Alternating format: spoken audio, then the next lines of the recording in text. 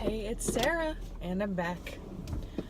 So, earlier today, I made my first Get Ready With Me video, in which I partially tried to, show the products and show the technique and all that, and also tried to broach the subjects that I've been, kind of struggling to talk about on camera, like depression and authenticity and things like that. So happy to say I broached the subjects, and we'll see if anyone ever watches the Get Ready With Me video, but I got a good rant in there about Jeffree Star. That's pretty classic. A good rant because I'm a huge fan of Jeffree Star, but I just was kind of in storytelling mode, and I just went off about how amazing it was when Jeffree Star came to Alaska when I was a teenager. Just like shook my world. So I can always link that video below, because I think I'm going to make it a separate video, since I think the content that YouTube is really wanting to see, really that authentic story time kind of, just doing it to do it, honesty kind of moment.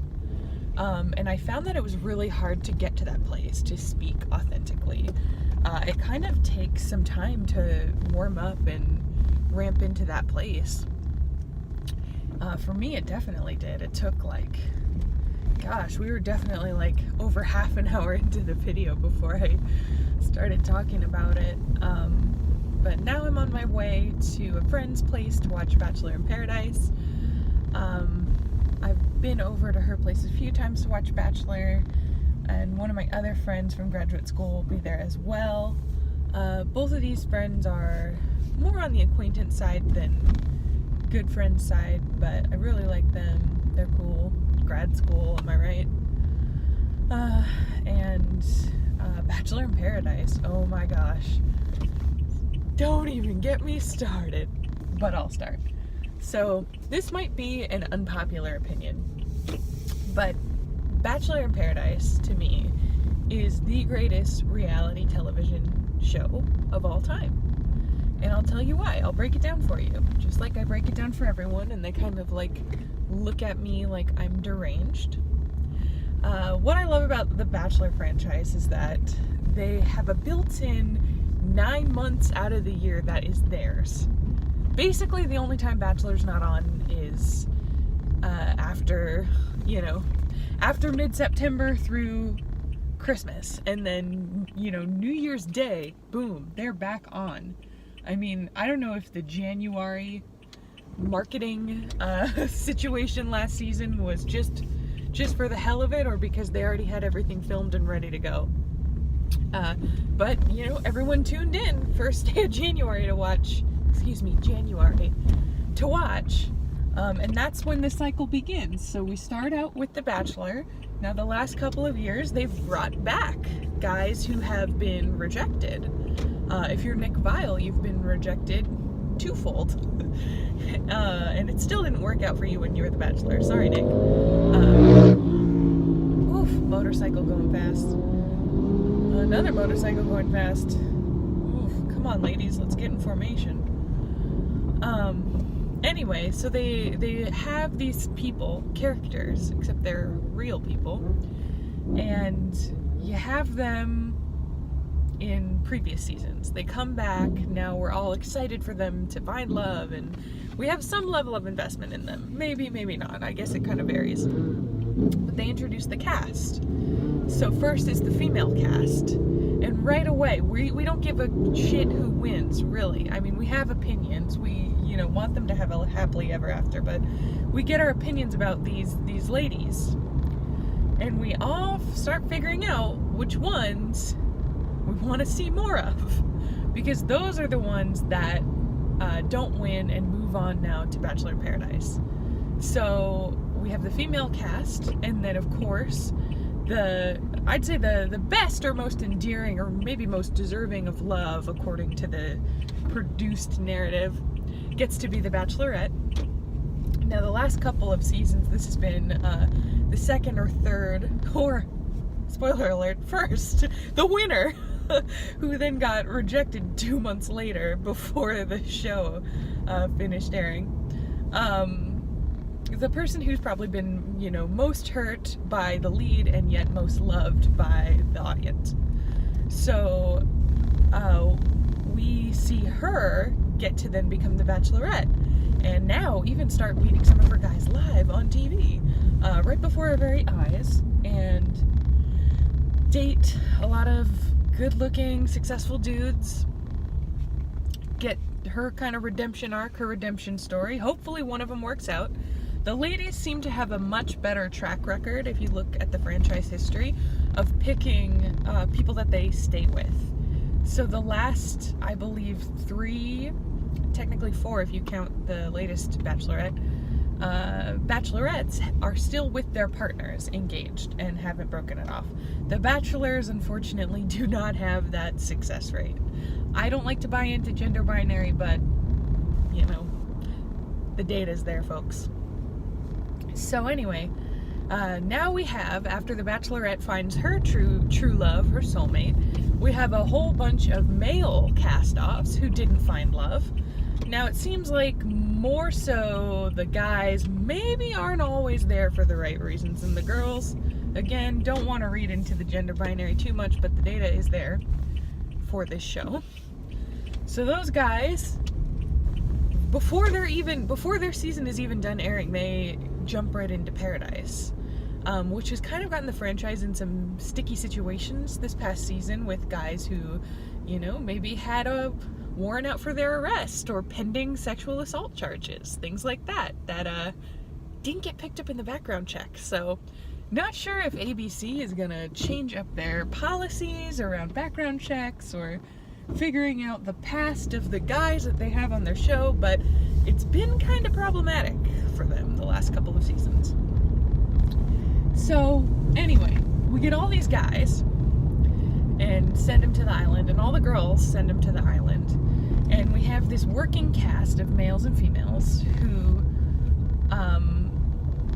who just don't really, the guys might have an impression of the girls if they watched the Bachelor season, but the girls might not know anything about the guys if they're from the most recent season, because the season hasn't aired by the time they're down in Mexico filming. So you get all these people together and it gets crazy. I mean, a lot of it is produced for television purposes, and a lot of the narratives are probably, maybe fake or encouraged heavily by the producers. But the thing that makes this TV show great is that it's able to kind of capture these situations that we would see in regular everyday life. Like, you like a guy, but the guy is actually really passive and doesn't know what he wants. Or a guy likes a girl, but she likes someone else.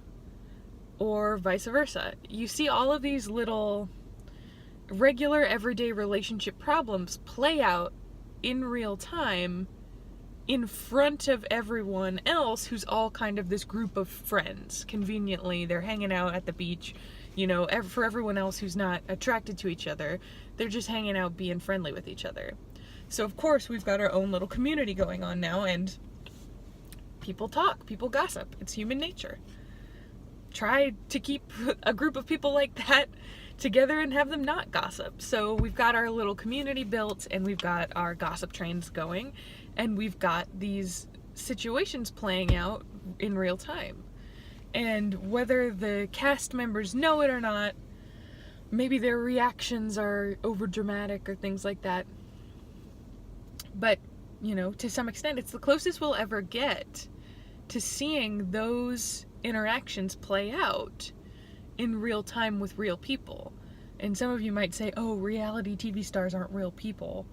Well, they're not totally fake people either. So even if they're hamming it up for the camera, whatever they're hamming it up is real on some level. So it's the closest we're ever gonna get. I mean, we can't bring in a TV camera and roll, action on your relationship or someone else's relationship. So I think the show does a great job of showing us what it actually looks like when these things play out. Sometimes you go on a date with someone and you're like, it's all right, but you're not willing to give them a rose because there's someone else that you're more interested in. That takes a lot longer to play out in real life, but you be warned. You're not gonna have fireworks with everyone you first meet. And the good news about Paradise for everyone there is that if they're not super feeling it, it's over pretty quickly. And in some cases they get sent home, which is a bummer if you were really looking forward to being on television for weeks. And some of the people that get sent home are perfectly good, normal, rational, cool, attractive people, but the match just isn't there. Maybe they couldn't get vulnerable fast enough, or who knows what the reasons are. And every week in Bachelor in Paradise, the power switches on the gender binary. So we have one week the women give out the roses, the next week the guys give out the roses, and vice versa. So, that kind of power dynamic changes, which I think is interesting to watch, because in real life it's always changing. It's not always the same. So it's interesting to watch. It's interesting to see it all play out in real time. It's one of my favorite shows, Bachelor in Paradise. Good stuff.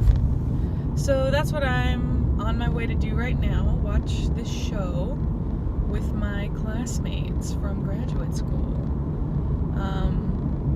I don't know if it's weird that I like the show so much. I think it's my impression that people are always kind of a little surprised when they find out that I watch the show, but I'm a huge reality TV person. Bachelor franchise, RuPaul's Drag Race are my top 2 favorites right now, until something better comes along. I don't know.